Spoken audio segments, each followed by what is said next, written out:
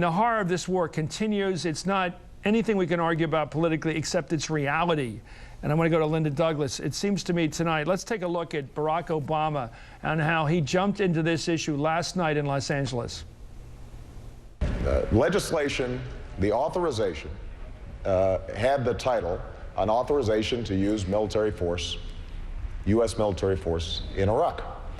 I think everybody, the day after that vote was taken, understood this was a vote potentially to go to war. I think people were very clear about that. That's if you look at the headlines. The reason that this is important, again, is that Senator Clinton, I think fairly, has claimed that she's got the experience on day one. And part of the argument that I'm making in this campaign is that it is important to be right on day one. An interesting body language. Senator Clinton is so direct in looking him down, but he is raising an issue which you would think would drag her down among the base, the Democratic base, which is anti-war.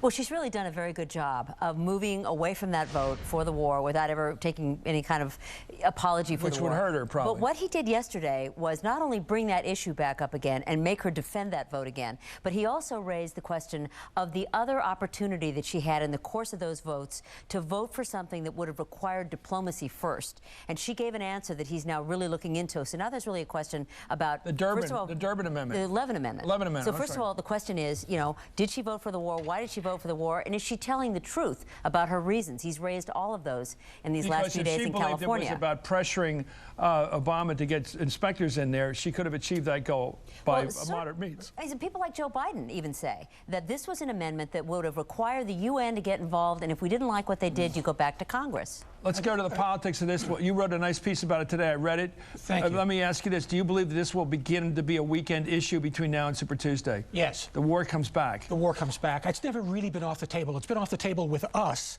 But rank-and-file Democrats, the kind that show up and vote in primaries, hate this war. You know that Bob Woodward, the great investigator of Watergate, believes, and said this to me a couple weeks ago, that this is the background issue of this campaign, no matter what anybody says about it. Absolutely. Iraq. And rank-and-file Democrats don't know why the war is still going on. They thought they elected a Congress to end this war. It's still going on. We're still reading about people dying there. And I thought Barack Obama effectively made 3 points yesterday about the war. One, Hillary Clinton had shown bad judgment in voting for it.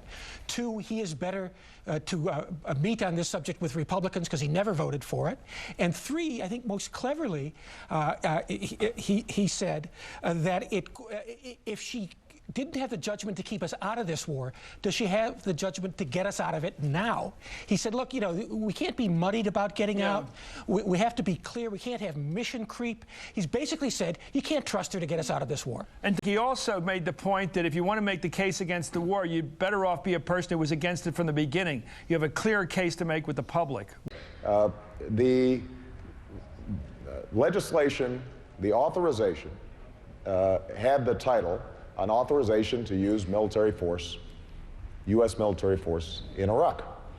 I think everybody, the day after that vote was taken, understood this was a vote potentially to go to war. I think people were very clear about that. That's if you look at the headlines.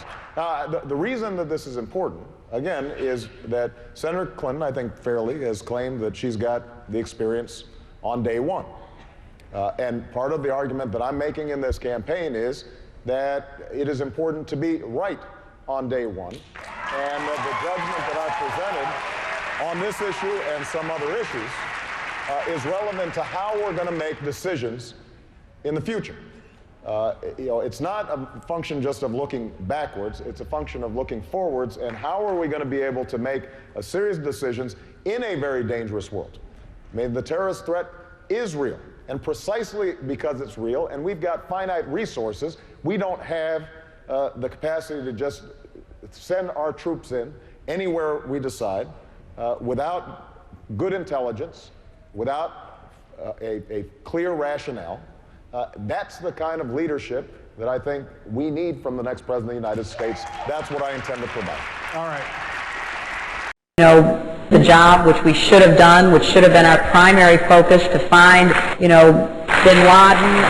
Mr. bin Laden used to live in Sudan. He was expelled from Saudi Arabia in 91 and he went to Sudan. And we did it. They released him. At the time, 96, he had committed no crime against America, so I did not bring him here because we had no basis on which to hold him. So we did knew he wanted to commit crimes against America. Why did not bring him here? Though we knew he wanted to commit crimes against America. Secretary of State Madeleine Albright said, well, if we bomb Afghanistan now, it's not a good time to bomb Muslims. It'll essentially blow up the Middle East peace process and doom any chances President Clinton has of winning the Nobel Prize for Peace. I was delighted when Jimmy Carter won the Nobel Peace Prize because I thought he earned it, and I thought it was great because he got it as much for what he did after office as when he was in office. Bill Clinton is still campaigning for the Nobel Peace Prize. I remember exactly what happened. Bruce Lindsay said to me on the phone, "We'll guide a second plane is at the tower." And I said, "Bin Laden did this." That's the first thing I said. He said, "How can you be sure?" I said, "Because only Bin Laden and the Iranians could set up a network to do this. And they wouldn't do it because they have a country and targets. Bin Laden did." Did you also think at the same time we came pretty close to getting them? Yeah, I thought that my virtual recession was well placed, and I was full of regret that I didn't get him. I mean, I immediately thought that he had done it. I always ask the same question for 8 years. Can we kill him tomorrow? Bin Laden is alive today because Mr. Clinton, Mr. Sandy Berger, and Mr. Richard Clark refused to kill him. That's the bottom line.